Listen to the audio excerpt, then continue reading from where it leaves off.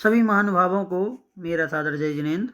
और आज हम 144वें नंबर के श्लोक को पढ़ने जा रहे हैं और इसमें हम आरंभ त्याग प्रतिमा का वर्णन पढ़ेंगे। तो चलिए पहले श्लोक को पढ़ लेते हैं, इसके बाद अर्थ समझेंगे। सेवा कृषि वाणिज्य, सेवा कृषि वाणिज्य प्रमुखादारंभतो विपारमति, प्रमुखादारंभतो विपारमति।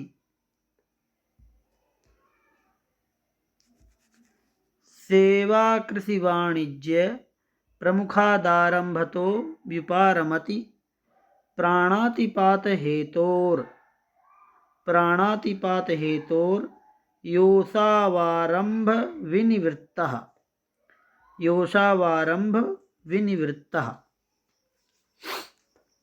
पूरा पढ़ लें।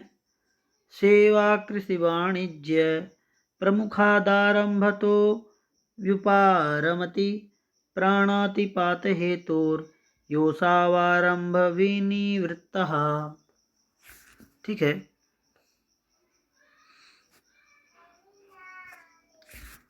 क्या कहते हैं इसमें कि सेवा कृषि वाणिज्य, सेवा करना, सर्विस करना है ना, नौकरी आदि करना, कृषि खेती किसानी, वाणिज्य व्यापार, प्रमुखादारंभ, तो यहाँ प्रमुखात ये शब्द बनेगा, प्रमुखात, ऐसे प्रमुखात प्रमुख रूप से, आरंभतः अथवा आरंभ से, प्रमुख रूप के जो तीन इस प्रकार के जो आरंभ हैं, इन तीन प्रकार के आरंभ से या इस प्रकार के आरंभ से नौकरी आदि करना, खेती करना या व्यापार करना।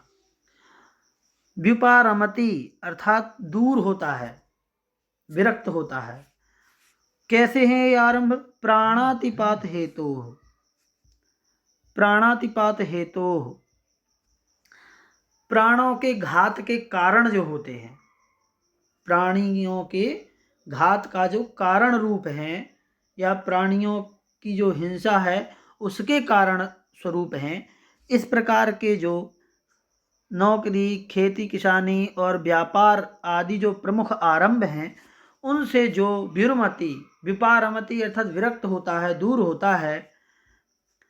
यहाँ से निकला यो और फिर निकलेगा असौ, फिर निकलेगा आरंभ और विनिवृत्तः। यो मतलब जो, तो जो तो हमने पहले लगा ही दिया। अब असौ, असौ मतलब वह, आरंभ विनिवृत्तः अर्थात आरंभ त्याग प्रतिमा का धारक श्रावक कहलाएगा। ठीक है। तो यो मतलब जो व्यक्ति प्राणियों के हिंसा के कारणभूत नौकरी, खेती या फिर वाणिज्य अर्थात व्यापार आदि जो प्रमुख आरंभ हैं, कार्य हैं, आरंभ का मतलब कार्य, उनसे विपारमति अर्थात दूर होता है, विरक्त होता है। असौ आरंभ विनिवृत्तः, वह आरंभ त्याग प्रतिमा का धारी कहलाता है। ये इसका अर्थ हो गया। ठीक है। अब थोड़ा सा और डिटेल में इसको समझने का प्रयास करते हैं। यहाँ आरंभ से निवृत्त होने के लिए ग्रंथकार ने व्युपारमति क्रिया का प्रयोग किया है, जो कि उप और आंग उपसर्ग पूर्वक रम धातु का रूप है। रम धातु से बना है। उप और आंग ये दो उपसर्ग लगे हैं उसमें। ठीक है। उपसर्गों के कारण उसका अर्थ विशेषण अर्थात असमन्तात आरंभेभ्य उपरतो जायते अर्थात आरंभ से विशेषता पूर्वक सब ओर से निवृत्त होना होता है। सब ओर से क्या है? आरंभ से विशेषता पूर्वक अर्थात विशेष रूप से आरंभ वाले जितने कार्य हैं उनको सब और बाकी सभी प्रकार के जो कार्य हैं उनसे निवृत्त होना होता है। आरंभ का अर्थ क्या है? परिग्रह संचय करने की विधि विशेष। तो ऐसी विधि जिससे परिग्रह का संचय किया जाता है। इस विधि में सेवा, नौकरी, खेती तथा वाणिज्य प्रमुख हैं। आरंभ त्याग क्यों किया जाता है? इसका समाधान करने के लिए आरंभ का प्राणातिपात हेतु, यह हेत्वार्थक विशेषण दिया। अब क्यों करना है आरंभ का त्याग, तो एक रीजन दे दिया, एक कारण दे दिया कि प्राणातिपात हेतु, क्योंकि वह प्राणियों के घात का कारण है। तो जो आरंभ प्राणी घात या प्राण घात का हेतु है उससे निवृत्त होना चाहिए। इस विशेषण के देने से यह सिद्ध होता है कि आरंभ त्याग प्रतिमा का धारी श्रावक अभिषेक दान पूजा आदि का आरंभ कर सकता है, उससे उसकी निवृत्ति नहीं होती, क्योंकि वह प्राणघात का कारण नहीं है। प्राणी हिंसा को बचाकर ही यह कार्य किए जाते हैं। यहाँ यह विकल्प उठाया जा सकता है कि जिस वाणिज्य और आरंभ में प्राणी हिंसा नहीं होती है उसे भी क्या कर सकता है। इसका उत्तर टीकाकार ने दिया कि ऐसे आरंभ से उसकी निवृत्ति ना हो यह हमें अनिष्ट नहीं है, अर्थात स्वीकृत है। क्या कहा।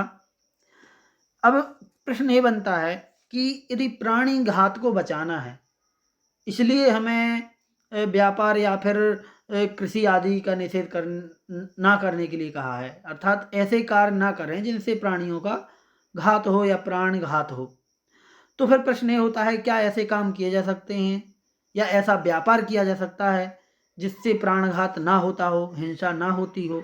तो यहाँ पर स्पष्ट कह दिया इन्होंने कि हमें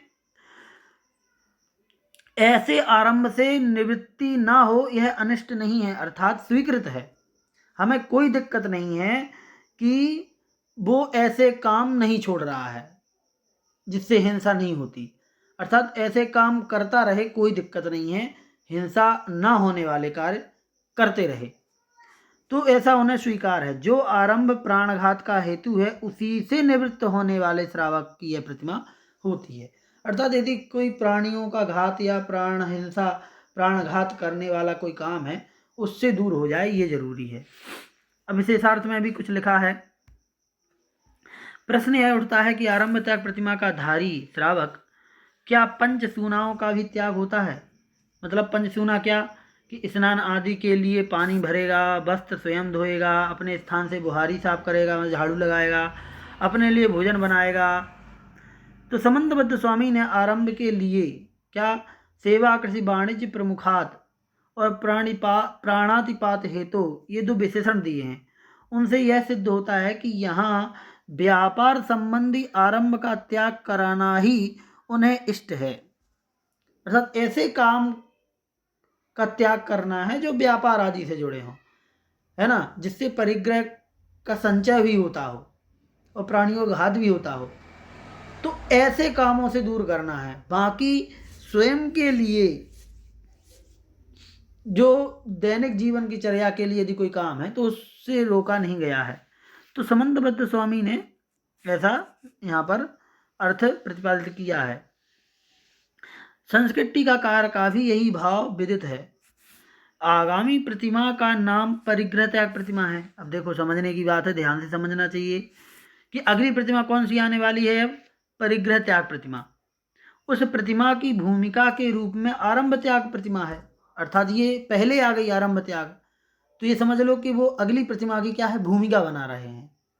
तो यहाँ पर क्या हुआ, जो आगे चलकर परिग्रह त्याग करने वाला है उसे इस प्रतिमा में नवीन परिग्रह का अर्जन करना छोड़ देना चाहिए, अर्थात आरंभ त्याग में उसे व्यापार आदि छोड़ देना चाहिए।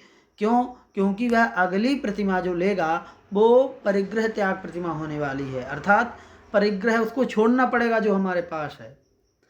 तो फिर इस प्रतिमा में, जब अगली प्रतिमा में हमें परिग्रह का त्याग करना है तो हम इस प्रतिमा में परिग्रह का संचय करना छोड़ दें, ये बात समझनी चाहिए।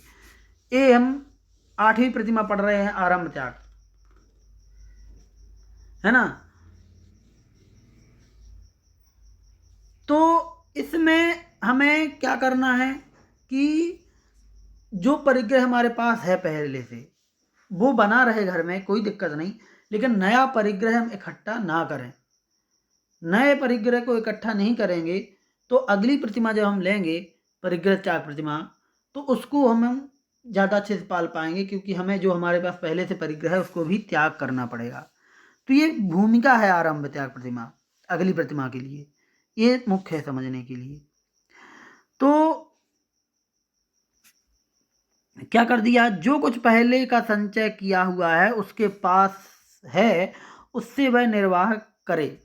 संस्कृत टीकाकार की तो यह भी सम्मति जान पड़ती है कि जिस आरंभ में प्राणिघात नहीं है वह आरंभ भी किया जा सकता है ना, वो आरंभ भी किया जा सकता है जिसमें प्राणघात नहीं हो रहा है। इस प्रतिमा का धारी श्रावक परिग्रह रखते हुए भी निमंत्रण न होने की स्थिति में स्वयं भोजन बनाकर नहीं खावे और भूखा रहे, यह कुछ उचित जान नहीं पड़ता। देखो, इस प्रतिमा में आरंभ का त्याग किया गया है। यदि हम पंच सूनाओं का अर्थात भोजन आदि बनाने का भी त्याग करवा देंगे तो फिर यदि कोई उसे भोजन के लिए नहीं बुलाएगा तो भोजन ही नहीं करेगा, भूखा रहना पड़ेगा उसके लिए।